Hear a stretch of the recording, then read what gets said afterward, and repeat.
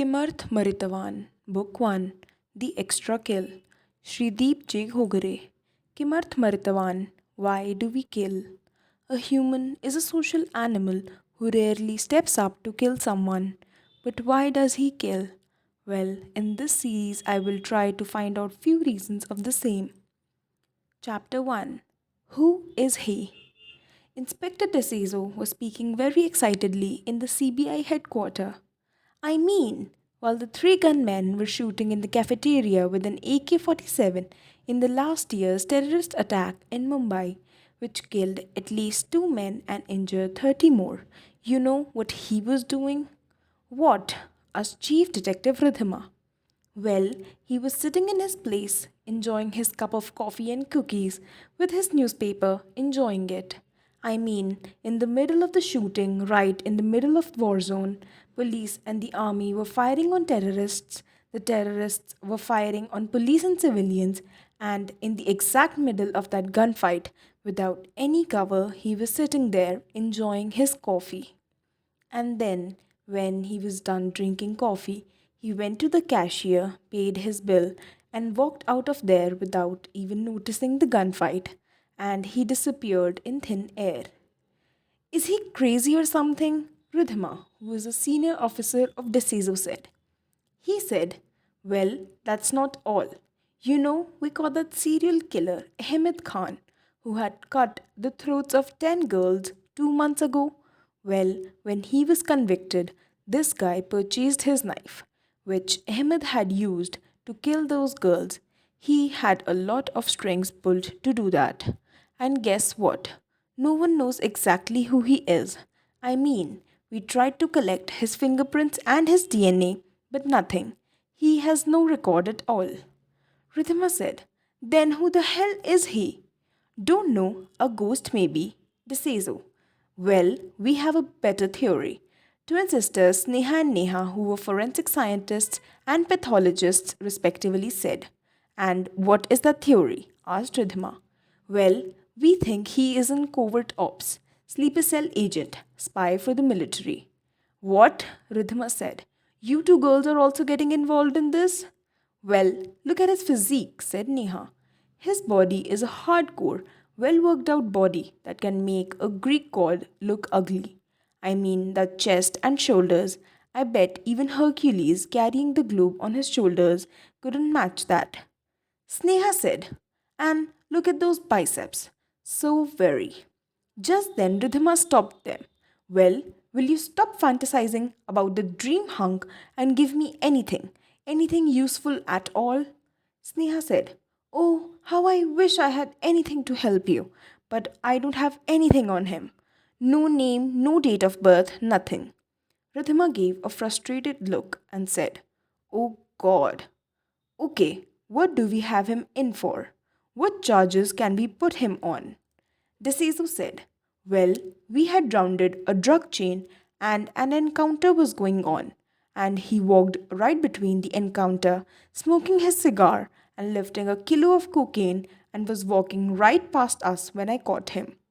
Wow, so we have him on for obstruction of justice, possessing a controlled substance, possession of drugs, trying to steal police evidence.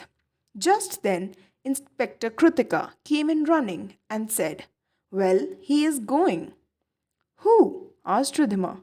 The man whom we had held for stealing that 1 kilo of drugs. What do you mean he is going? DeCeso said. Well, we got the order from the Supreme Court. Apparently, he is untouchable.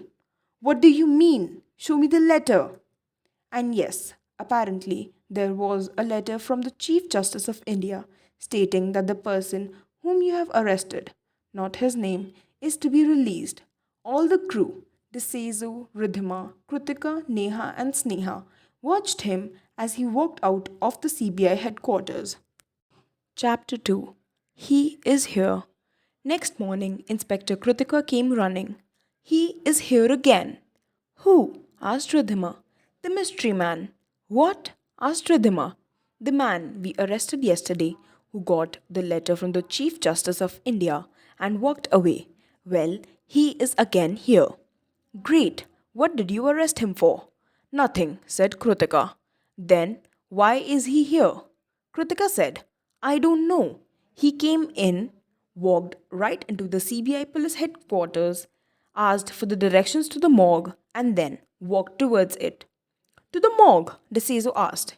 Yes, he is in the morgue right now. What's he doing in the morgue?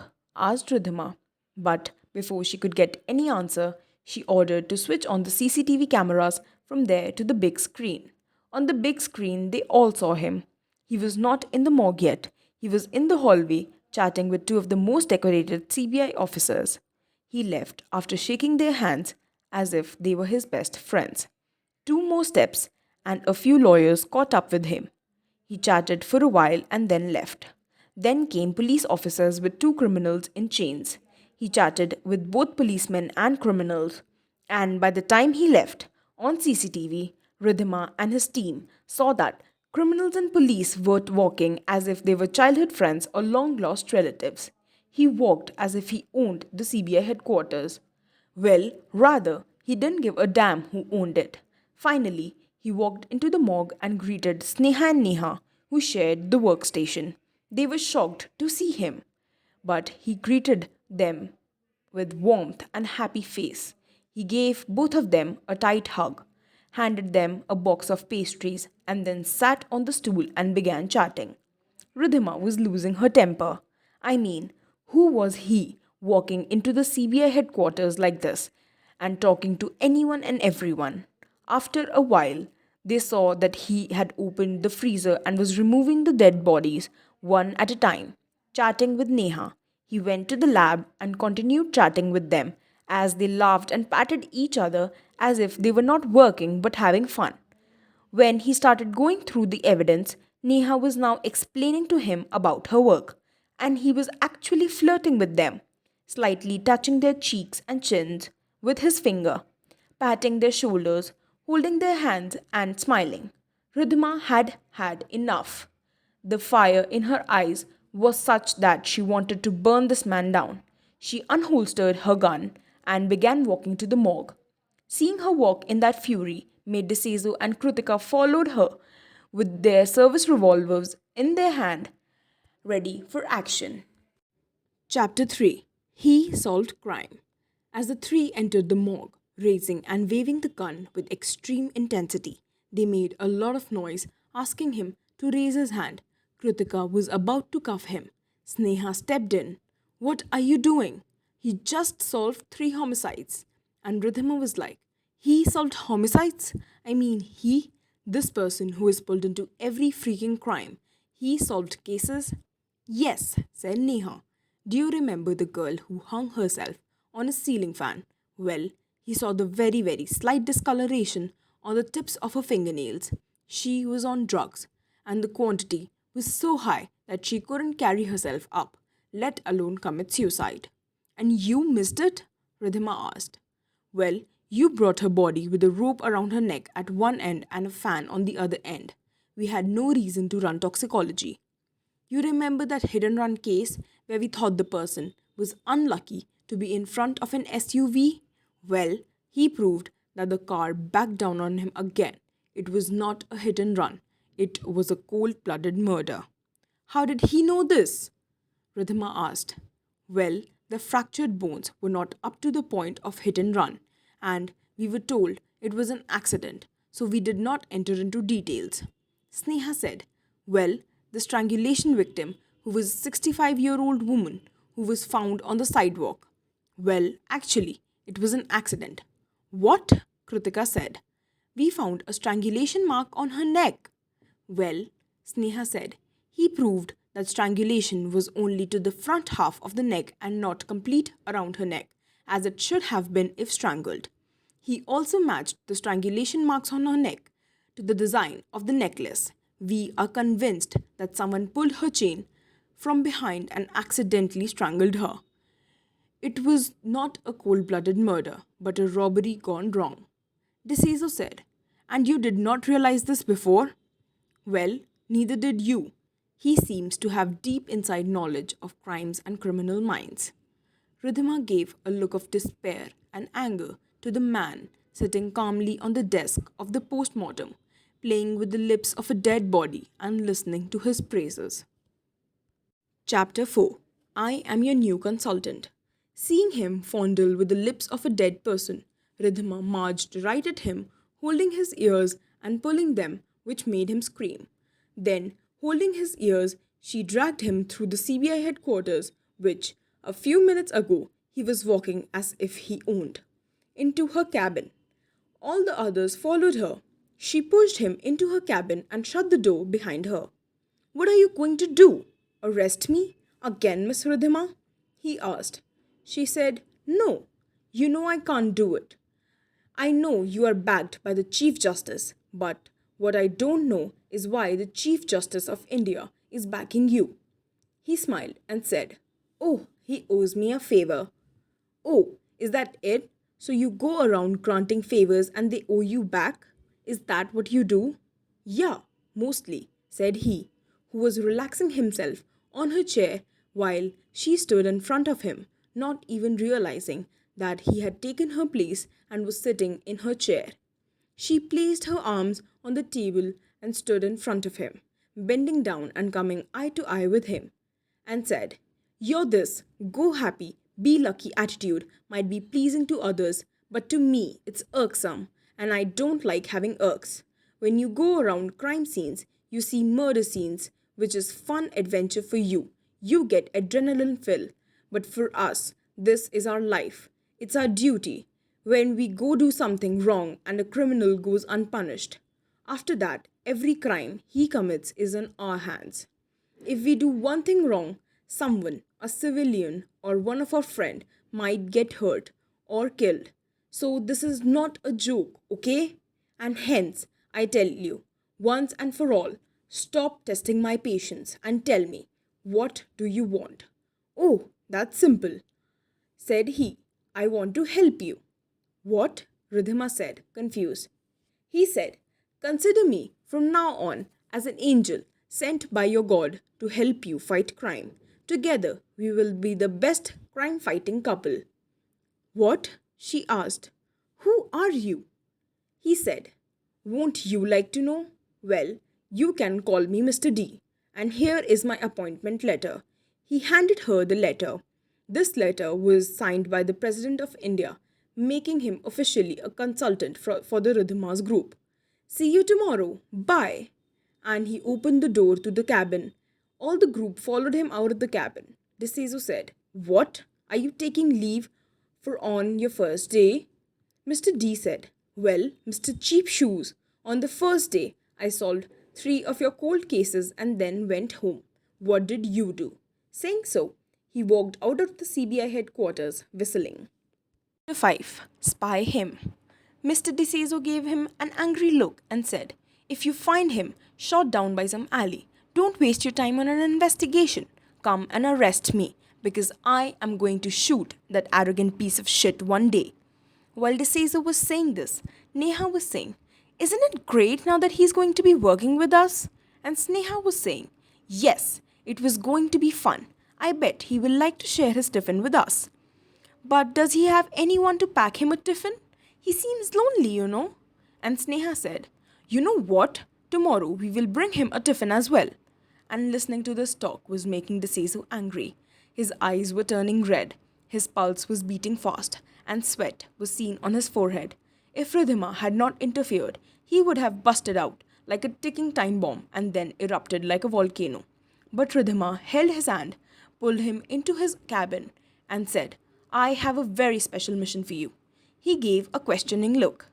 She said, Gather a team of people from the field. If you want, gather them from branches of the state. Now we know he is going to come here to the office tomorrow. I want you to have 24 hours of surveillance on him. I want to know exactly what this so-called Mr. D is up to, who he is, where he lives, what his story is, and why he is going to this length to force himself on us. Mr. D'Souza smiled and did exactly that. He gathered the best field agents outside the CBI office and showed them the target from a picture taken from CBI CCTV in the morgue. His team waited the next day in CBI reception area. They confirmed their target as he walked in and then went outside the building. They knew they would get a call when he left the office premises. But the strange thing is that he walked in the morgue to Sneha and Neha and said, "Will you both mind if I set up my desk and PC in one corner? Don't worry, I will buy my own and you won't have to pay for a single thing from your budget." They were both happy to support him now that he was going to join them, and they gave him an empty space in a corner measuring about 10 feet by 10 feet. He made one call from his cell phone, and within half an hour, a mahogany handcrafted desk, a luxurious office chair, a couch, two more chairs, and a very strong safe with a file cabinet were delivered to him. And within the next 2 hours, his office was set up with a complete teak wood partition and a door with a lock. Ridhima and Desezo were simply observing it from a distance on the TV. As he left, the agents followed him, and a few of them bugged his new office, his cell phone, and the email he had set up personally for himself. Ridhima had set up a special war room inside her office only to monitor him. In 2 to 3 days, they got to know a few things about him. He had been living in a very big house by the beach, but this house interior was, let's say, decent. They were not as luxurious as the house, but were only made for single basic necessities. There was not a single item of luxury in the house. They found that he had spent a really good time meditating. He ate very pure food that mostly consisted of fruits, raw vegetables, and milk. They saw him and monitored him, spending a good amount of time studying and reading books. Which books they could not tell, even with the help of binoculars, which they used to spy on him from neighborhood lodge where the agents were staying. But they were not fiction at all. They found out that he did not waste even 1 minute more than 4 hours a day sleeping. In short, he was a completely different person than the person in the CBI office. He was a happy-go-lucky, devil-may-care young man with a smile on his face. But in his house, he was a serious person who looked like a great philosopher and a wise man with an approach to life, who had very deep understanding and eons of experience and knowledge. They found that the property he was staying in was also leased out to Mr. D, and he had also acquired his identification by the same name. They had found that he could converse fluently in multiple languages and had a deep understanding of various subjects. But the most important fact is that he had built a panic room in his basement, which was heavily guarded by multiple locking systems and keys.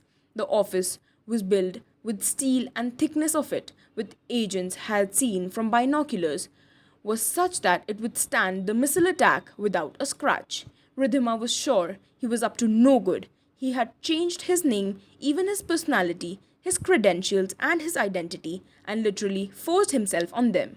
A man does not go to such length for nothing. Chapter 6. What excites him?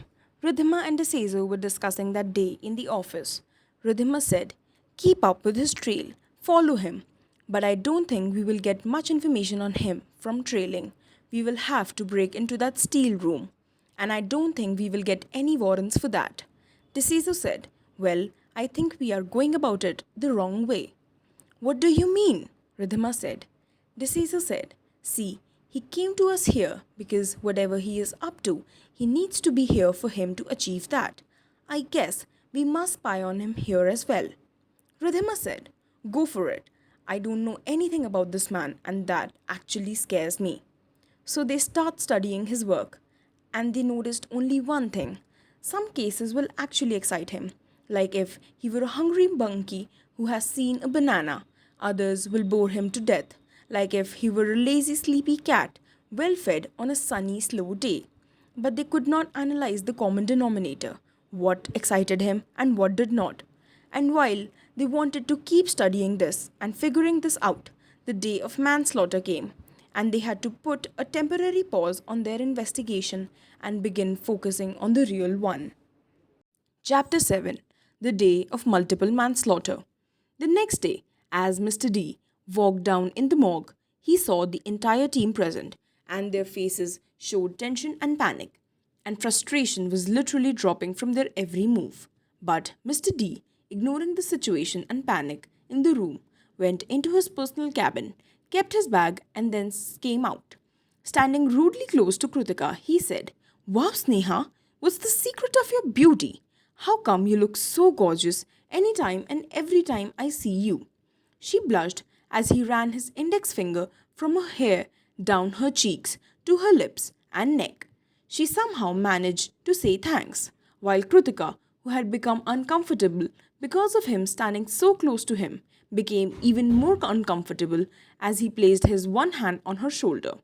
Seeing this, Ridhima said, "Mr. D, or whatever your name is, if you don't mind, can we come back to work? Unlike you, we need to do it." "Oh, sure, what's the problem?" he said, looking Ridhima in her eyes. Deceso said, "Well, are you blind? In one night, we have 7 dead bodies, the personal highest since this office was started." He went on the body pile and then went through the postmortem and photos of the scene of the crime. All witnessed that while he was studying them, he was actually in a trance away from this mortal land somewhere else. Well, actually, they all felt that. Then he gave a smile, and seeing him smile, DeSazo lost his cool. "Look, he is smiling here on the pile of 7 dead bodies while we have no answers for Mrs. Sadhna." "Mrs. Sadhna? Who is she?" Mr. D asked. Neha, who was very eager to reply. "Well, she is a journalist who is very strict, cunning, and smart. And yes, she is the sister of Ridhima. But you know, that does not affect her. She never misses a chance to expose us in any and every way she can. She is like our sworn mortal enemy, an arch nemesis, and within the next 5 minutes, she will be here with at least 1,000 questions about these 7 victims that we have no answers for her. She is going to barbecue us on camera." Mr. D smiled. "Well, and I thought that your God won't make the same mistake twice. And here they are, 2 sisters." He laughed aloud, then said, "Don't worry, it will be me who will be facing her." Saying so, he walked out.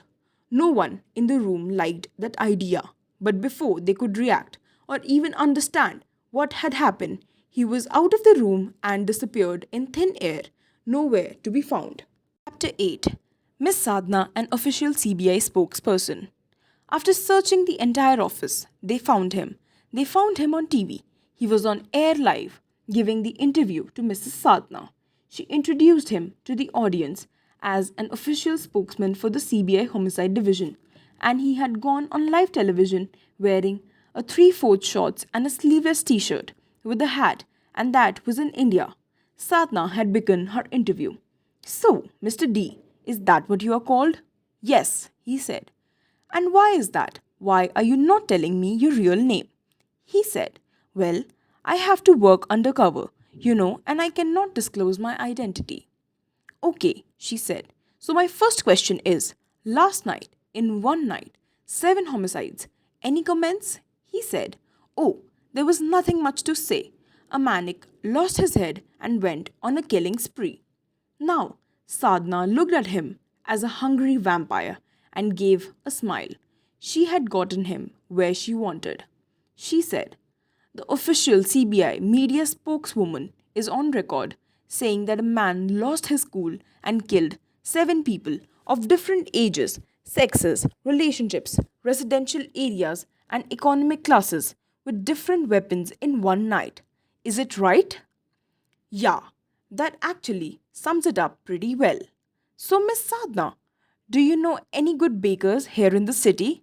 I have a sweet tooth for pastries," he said. Now, even Sadhna lost her cool, screamed at him. "What kind of CBI are you? 7 men are dead, killed by 7 people, and you come in here in the sleeveless t-shirt and 3/4 with a hat as if you are going on a picnic to the beach and asking for pastries?" "Oh, I am the kind of guy who gets his job done," he replied, smiling as cool as ice. Sadhna said, "So tell me, what's your job? Catch one murderer and ping the rest 6 on him?" He stood up and said, "Well, trust me or not, there is only one killer who did overtime yesterday night. Anything else I am not at liberty to say." Saying this, he got up and went on air and said, "Dear audience, I am new in town. Please message me good bakers on this number." Removed the mic, kissed Sadhna goodbye on the cheek, and walked out.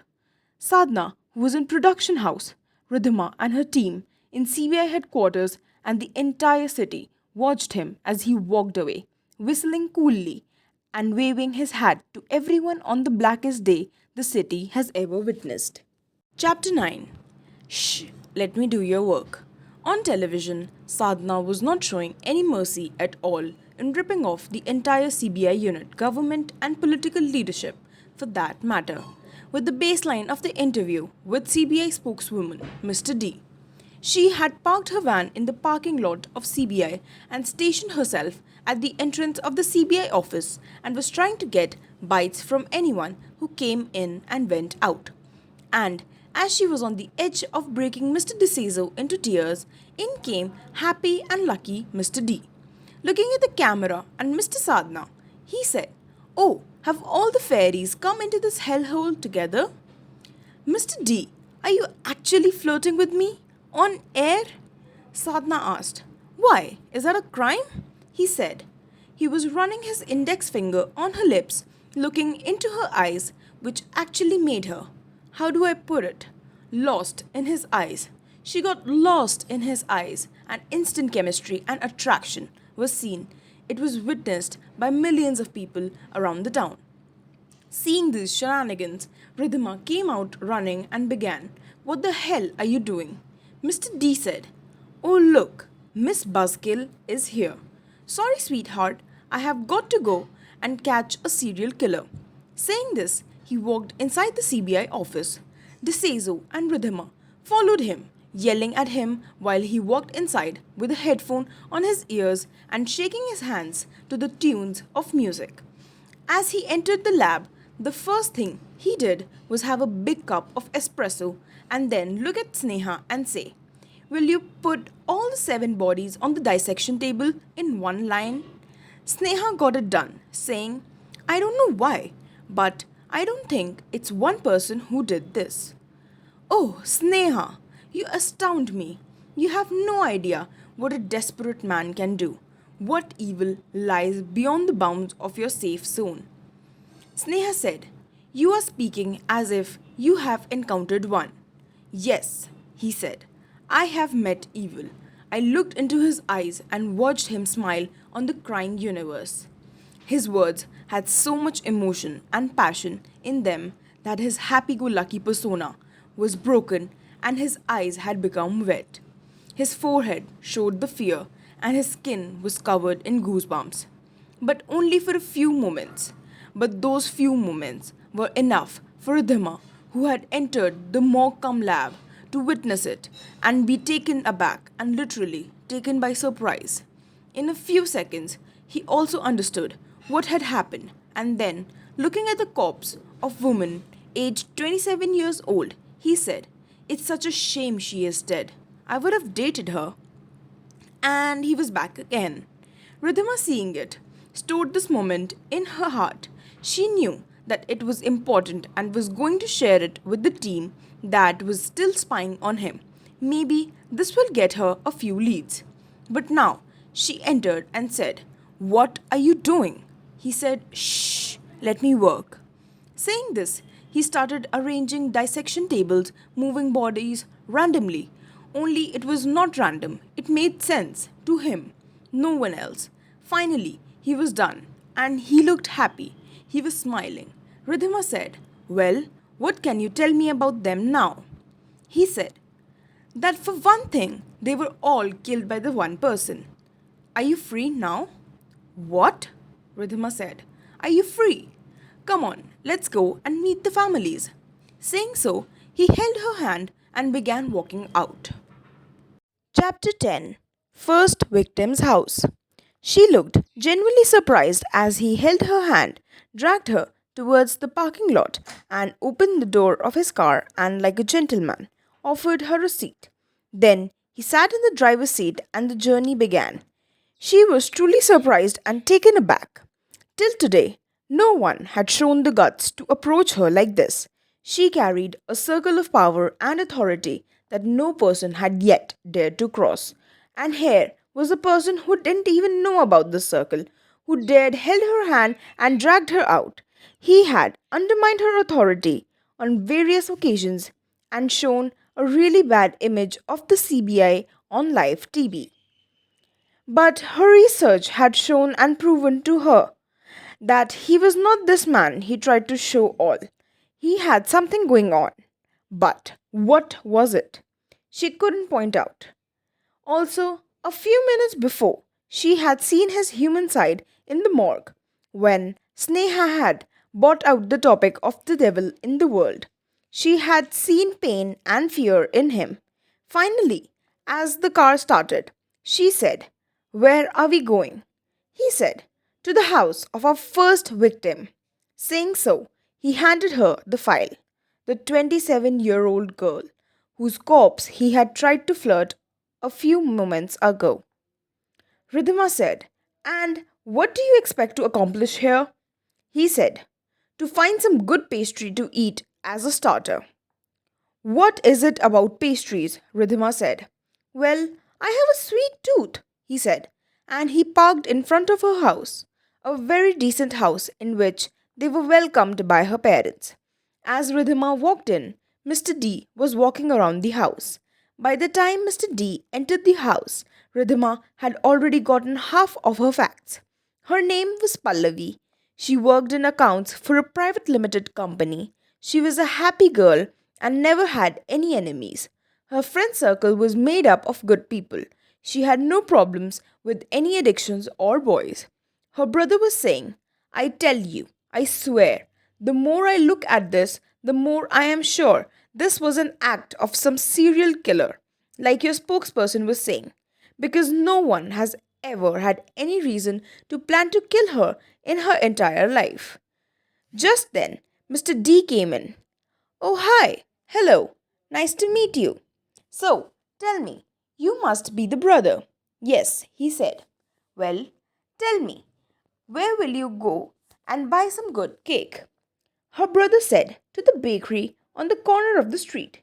"And your sister, where will she go?" Mr. D asked. Her brother said, "Well, she liked the bakers in the mall." "Oh, is it so? Nice meeting you." And saying so, shook the victim's brother's hand, and then, looking into his eyes, he said, "Tell me about that bakery. I am new." He explained, "They make great pastries, and my sister was very fond of them. Every day, on her way home from work, she would stop at the bakery and then come home. She had, how do I put it, a sweet tooth for pastries." Mr. D, on that remark, gave a small look at his partner, Ridhima, who looked truly surprised. Her brother continued, "But I don't think anyone will stab my sisters because she ate a pastry." Mr. D looked into the eyes of victim's brother and said, really slow, really soft, in a kind of authoritarian, hypnotizing way, "Your sister was killed by a serial killer, but trust me, I will find who did this and see to it that justice is served. I will need her credit card statement for the last 3 months. Now I can get a warrant and waste my time on it, or you can just hand it over. It will be our secret." Victim's brother willingly opened her sister's laptop and sent over the file to Mr. D. Mr. D thanked the victim's brother dearly and said, "Okay, I have got all I need, but this is boring. Detective might have some questions for you. Answer them if you want to." Then, looking at Ridhima, I said, "I would be waiting outside." Saying so, he walked out of the house and began petting the Pomeranian dog, chained in the driveway. A few minutes later, Ridhima came and the duo left. In the car, Ridhima said, "You must not promise me that you will get the guy. What if you fail?" He looked at Ridhima and said, "I have some personal questions I need to ask him. I will get him, even if he is hiding in Tartarus. Trust me on that." Chapter 11. In the office. Ridhima had a number of questions on her mind. What had these 7 victims in common? What did pastries have to do about this insane massacre? Well, now she had decided to believe in his theory about pastries and one murderer after the interview with the first victim's family. But Mr. D was Mr. D. He just walked past her while Ridhima was asking what personal questions you had to ask him and who is hiding.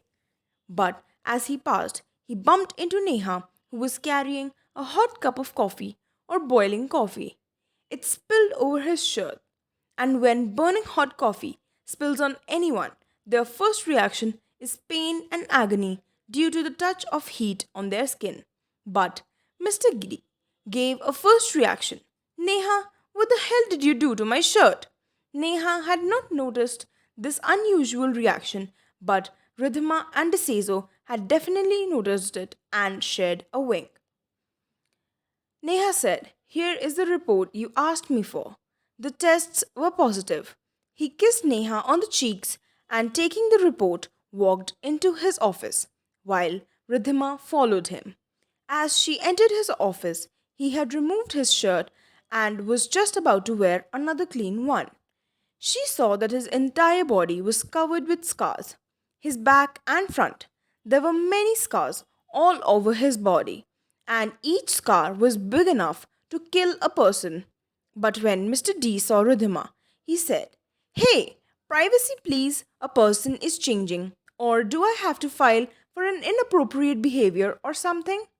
She sighed in desperation and walked out. As she came by, DeSazo was interrogating Neha. "What test did he ask you to do?" She said, "This morning a woman had died in the city hospital. He had asked me to check if she had low blood sugar." "Why?" Ridhima asked. Neha continued, "I asked the same question and he said, well, look at her face. So bitter, so miserable, no sweetness at all in her life. I bet she has a low sugar level in her system." And so I took the bet, bought the corpse, and did the test. He was right. "So you did betting and gambling in CBI headquarters over a dead body? Have you no decency, ethics, or even standard morals left in you?" Ridhima scolded her. But Neha said, "Sorry, but if I had won, she didn't have a low blood sugar, I would have gotten a Lamborghini." "A Lamborghini, as in a Lamborghini car?" DeSiso asked. "Yes," Neha said. "Well, he was bluffing," Ridhima said. "No, he was not," Sneha said. "There's a brand new car with a ribbon on it, and he signed the stamp paper notarizing the deal of gifting it to her. Keys are lying there." Saying so, Neha pointed out the window to the car, agreement, and keys on Neha's table. Ridhima and DeSazo both wondered where he got this type of money and when he bought this car without them knowing about it. Also, what were those scars on his body? Why didn't he react to the heat from the coffee? There are so many mysteries about him, so many questions about him. Who the hell is this guy? Chapter 12. The Carpool. Mr. D marched into the office of Ridhima while she was on a conference call with a number of her senior officers and bosses. Let's just say her entire hierarchy was on the conference call. Ignoring this entire important meeting, he began, "Hey, Sugar, come on, let's move. We have 6 whining, crying families to meet of the morons who got killed." The look she gave was terrible and dangerous. It would have given a tiger a fear of his life. And to this look, he responded, "Wow, you have deadly eyes. Let me click a snap to scare ghosts that are haunting my house." She politely said, "I am on a conference."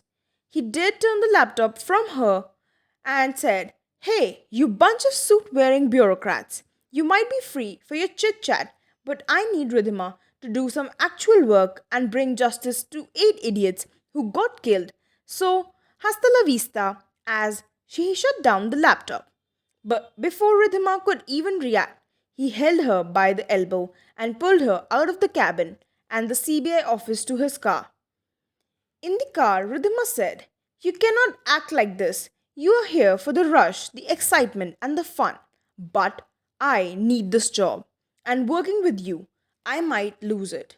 He slid in his car in her hair and on her cheeks and looking into her eyes, he said, "Don't worry, those suits will lose their job if they even dare come against you," and smiled. She knew and felt that he had those kinds of strings and he would not let her go anywhere. So she said, "Who are you?" He said, "I am Mr. D, am I not?" She said, "You know my name. It's fair that I know your name, your actual name." He just smiled. She said, "Okay, don't tell me about yourself. But you know what? I don't have any secrets. I can tell you anything you want to know about me." He said, "Well, I know everything about you." She said, "Oh, yeah? Tell me, what do you know?" And he replied, "Well, you were born in Pune as a single child to a retired forest officer and housewife.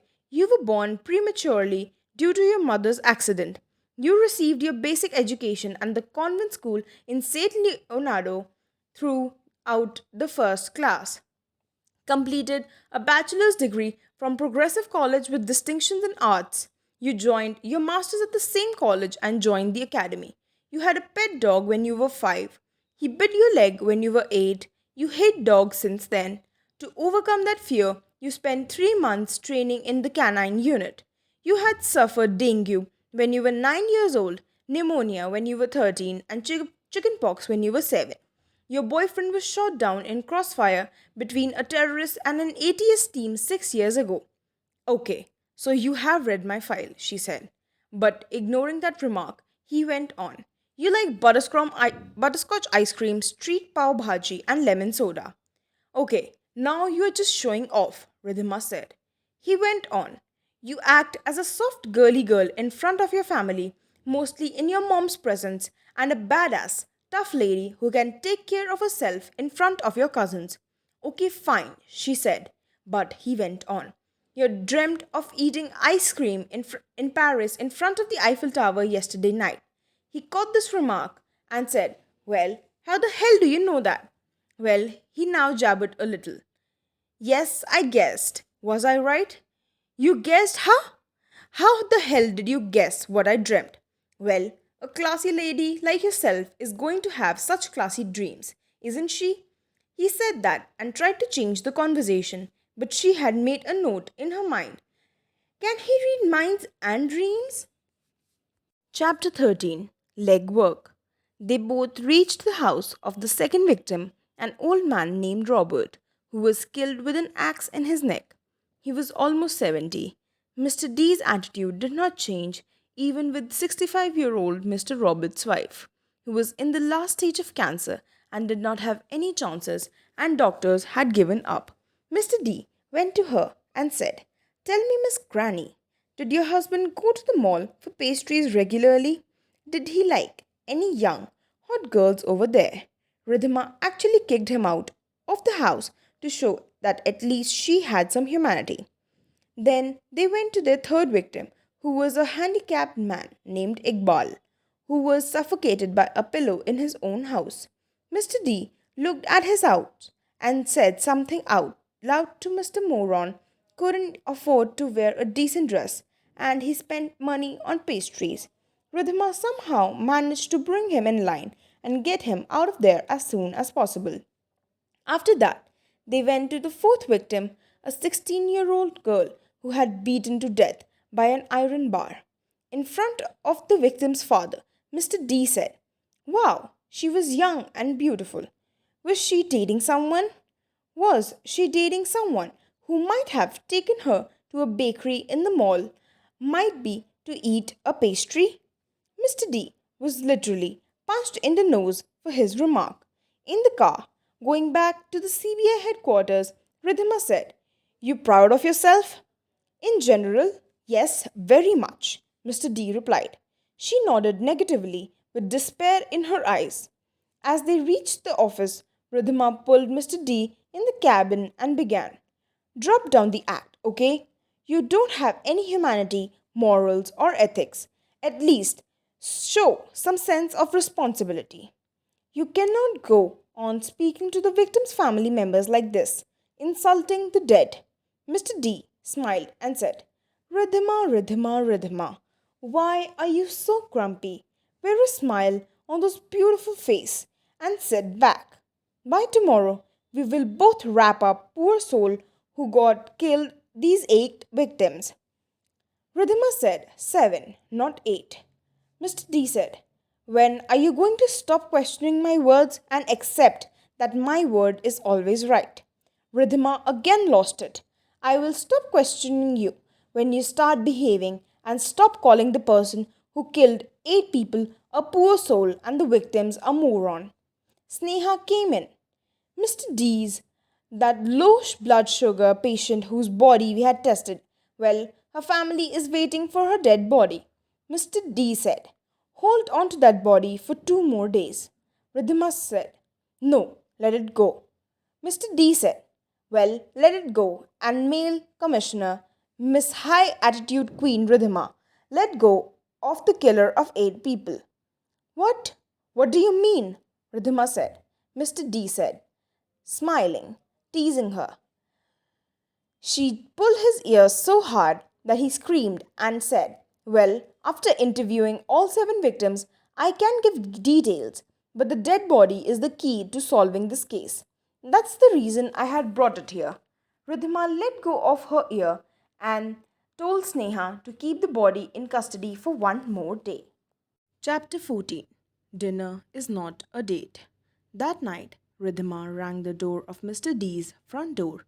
He was shocked, surprised, and confused to see her here. He was in his dhoti doing deep meditation and his study material, which he was working on a few minutes ago, and had his serious notes and books lying around. As he opened the door and saw Ridhima, he began closing the door. Ridhima put her feet in the door. Are you going to invite me in? She said it with a smile, pushing herself in. She now made herself comfortable on his couch.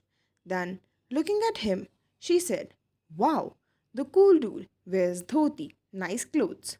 Saying it, she clicked his picture, something for posters in the CBI cafeteria. Then she walked through his house and stopped on the study table where he had his earlier today's work. The book was Samhita, Part 1 and Part 3. Each volume was at least 7 to 8,000 pages long. Looking at them, she said, wow, you read old books of knowledge. Really nice. Do stand next to them and let me have one more picture. She was thinking, I will make you understand how you make me feel when you come and irritate me at my workplace. For the first time ever, tension was seen on his face. He was wobbled, stumped, and nervous, but he tried to get control of himself and his situation again. He began, oh, you know what I wear dhoti when I sleep? It's airy and comfortable, and I don't mind showing my naked upper half. I have the body of a Greek god. Won't you agree? And those books in a dead language. Well, I bought them from an antique collector.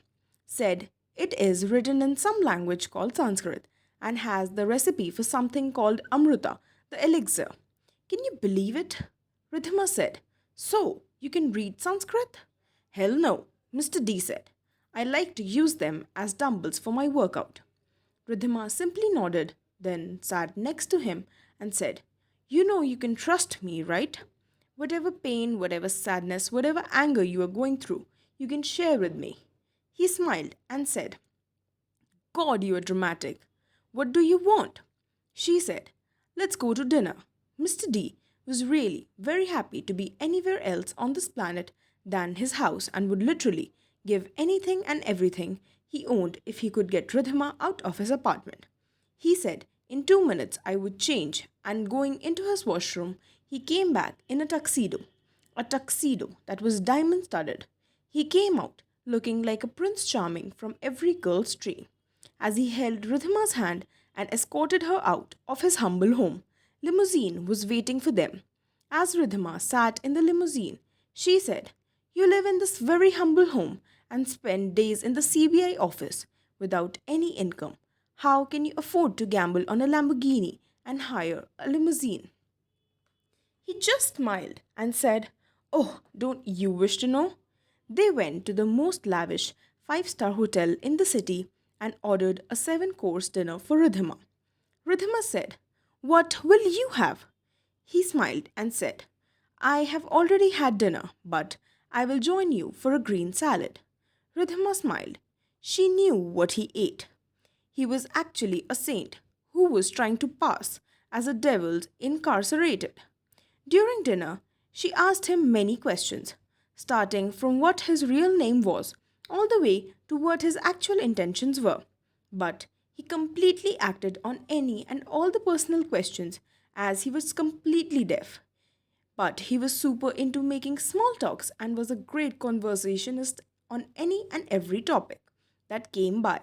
Ridhima, even though she was having a great time, was not at all getting any answers to any of her questions. But a few new questions arose, like how the hell did he manage to get so much money? But Mr. D had successfully refocused her on various different subjects. And by the time they left, she had totally forgotten about her real reason why she had come to his house. Back in the limousine, Ridhima said, "If I am free, I will come again and impose myself on in your house tomorrow, so you will know how it feels." He said, "Sure, I will be waiting so I can take you on a second date." First, she gave a look, and after realizing what he had said, then she said, "Today was not a date." He smiled and said, "Yes, it was." Chapter 15. Let's arrest the killer. Next day, Ridhima and Mr. D visited the fifth victim, a lady working in IT, aged 35, who was thrown from the seventh floor.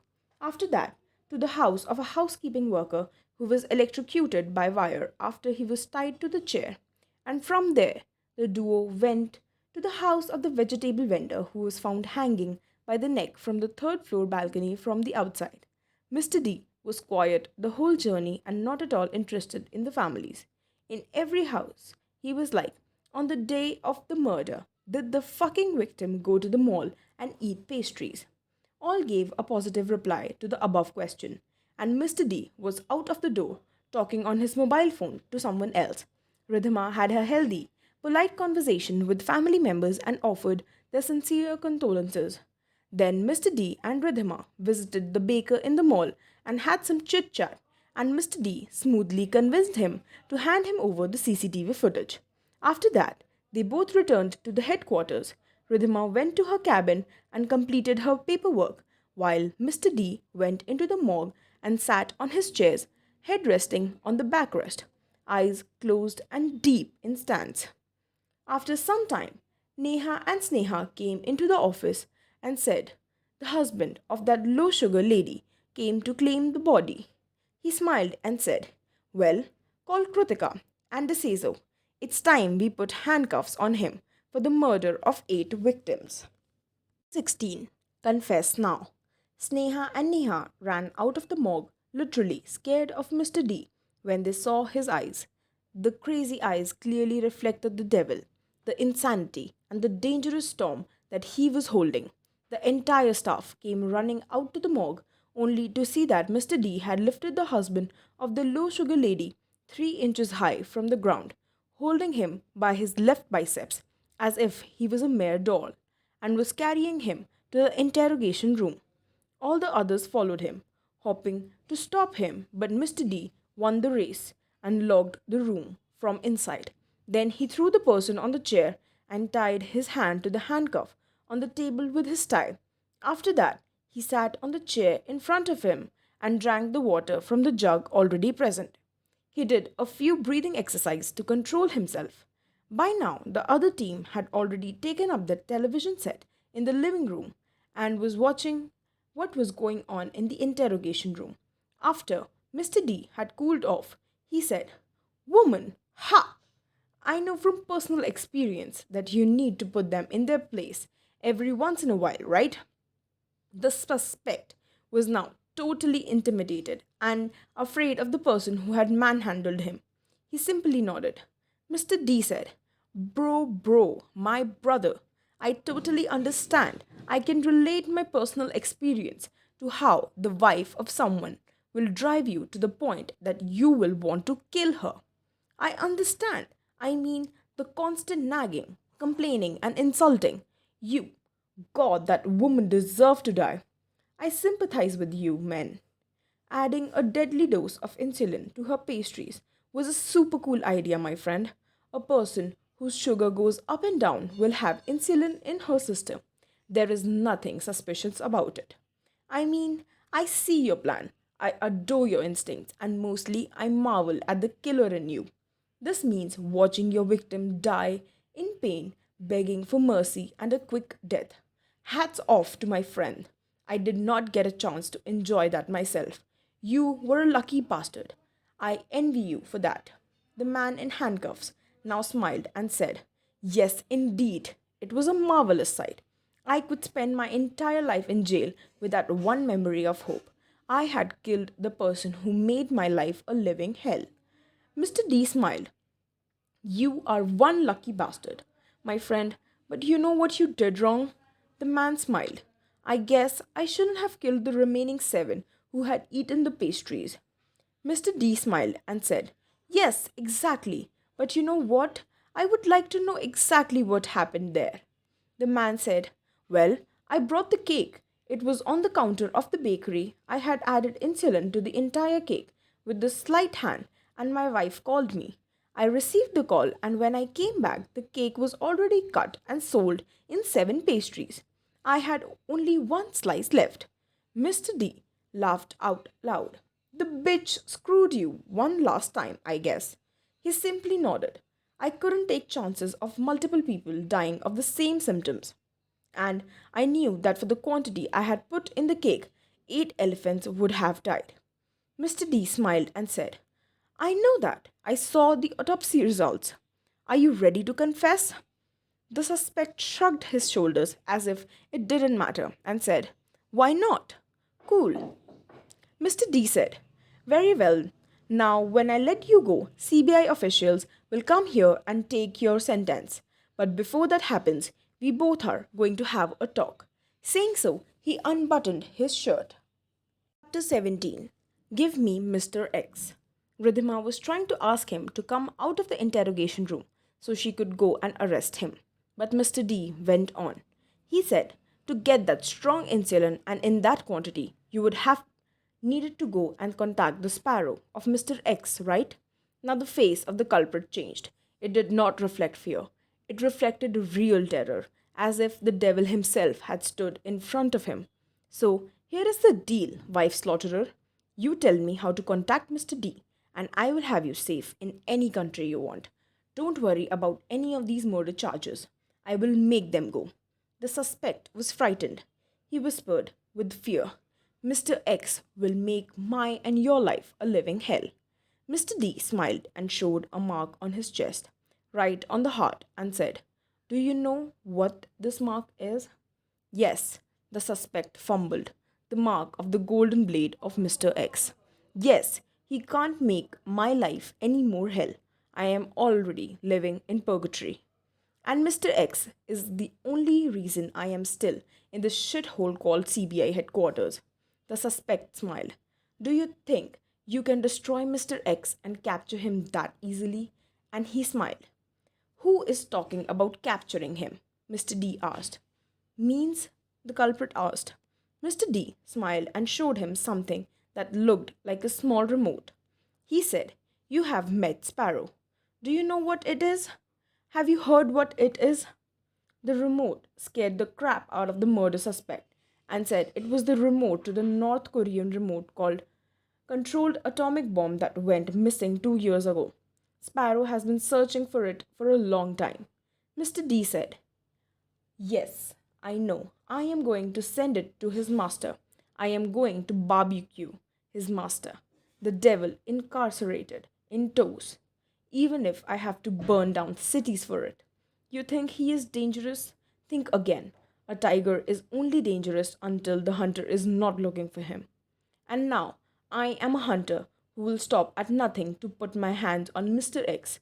So tell me, in which rabbit hole that worm is hiding? 18. Suicide on the spot. No, I can't tell you that Mr. X is dangerous. Really dangerous.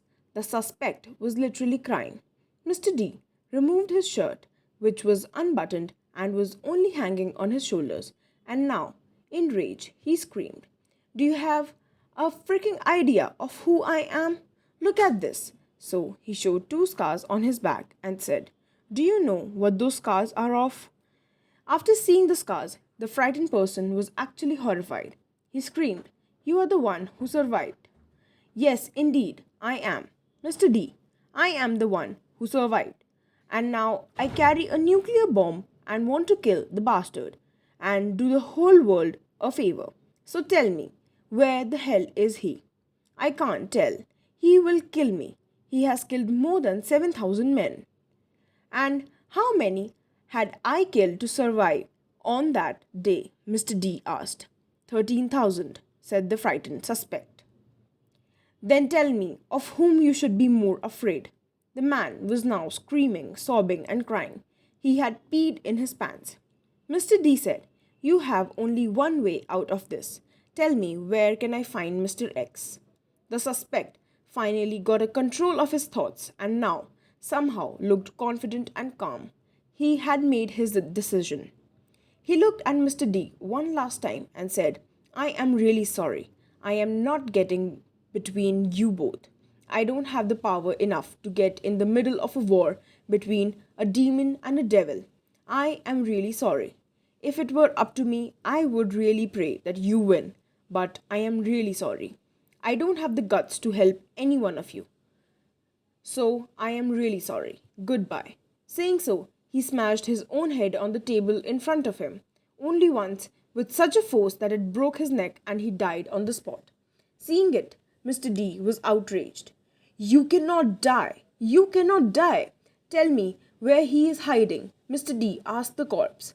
And when he got no response, he sat on the chair for hours, looking sad and lost. Finally, he got up and left.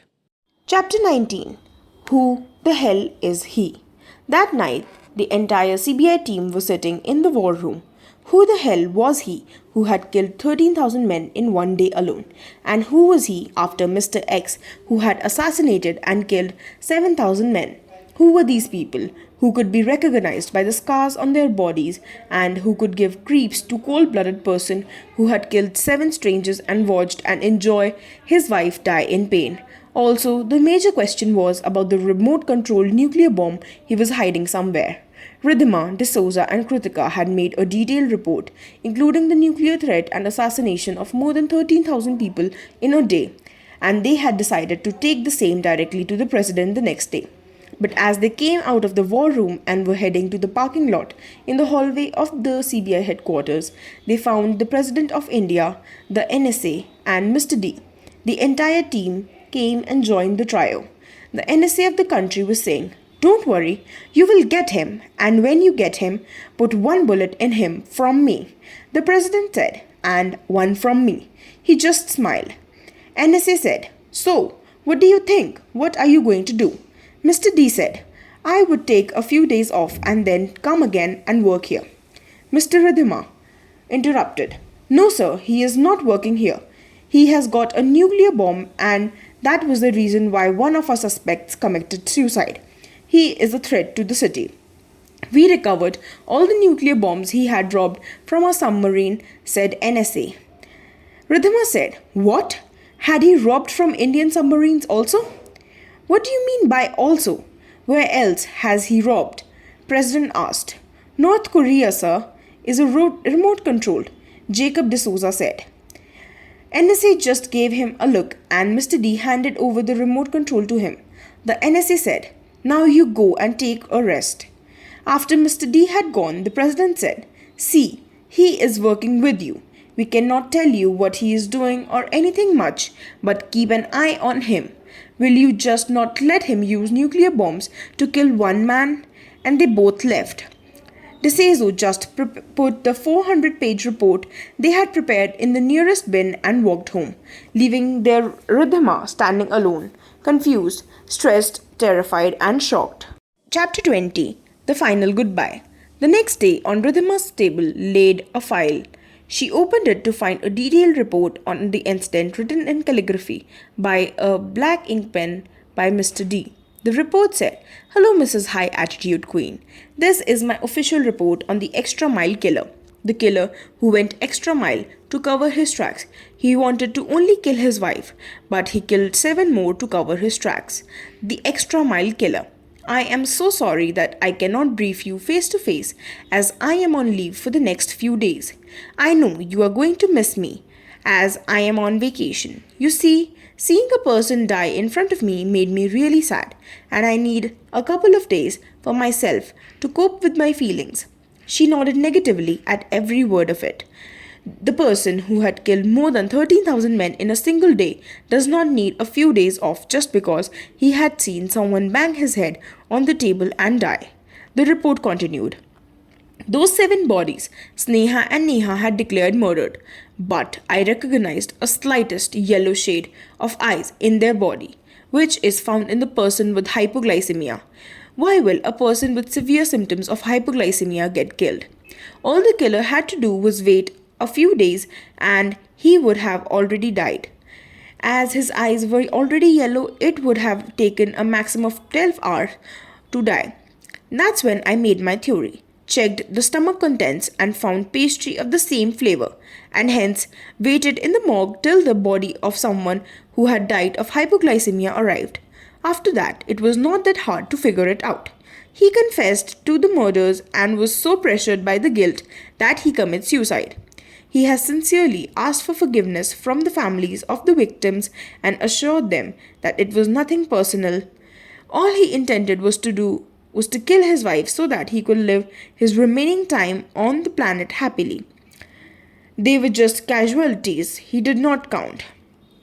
Tell Mrs. Sneha and Neha that I will bring them back the perfumes from France as they love them. Dior, Dior. Tell Jacob he will get a Smith & Wesson J-frame caliber 38 special plus P revolver when I return. Krutika will get her favorite wine, Domaine de la Romaine Conti Grand Cru 1945. Check your drawer below. As she opened the drawer, there were gifts in it, packed with the names of recipients. She will distribute them later. And for you, my sweetheart, all I could give you, that is closest to your heart, is my one small photo, which will make you miss me a little less. She frowned at his guts and sat on her table, working and wondering how long this vacation would be. Hopefully, he will come soon.